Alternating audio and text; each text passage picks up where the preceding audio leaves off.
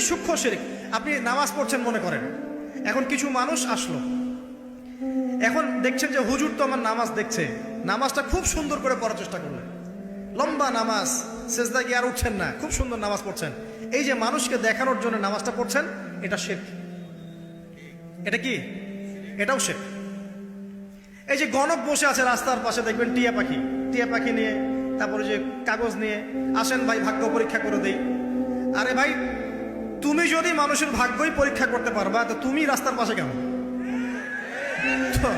তোমার ভাগ্য কেউ পরীক্ষা করেনি কখনো? এতটুকু কমন সেন্স আমাদের নাই। ও যদি আমার ভালো মন্দ করতে পারে বা ভবিষ্যৎ বলতে পারে, তাহলে ও রাস্তার পাশে বসে আছে কিছু? ওর তো প্রাইম মিনিস্টার হওয়ার কথা, এখন ওর তো ইলেকশন করার কথা। তো দেখেন, এই যে ওখানে গিয়ে আমরা কি করি, ভাই আমার হাতটা দেখে দেন, ভাই আমার অতীত বলে দেন, ভবিষ্যৎ বলে দেন, এবং এগুলো দিন দিন বাড়ছে কিন্তু।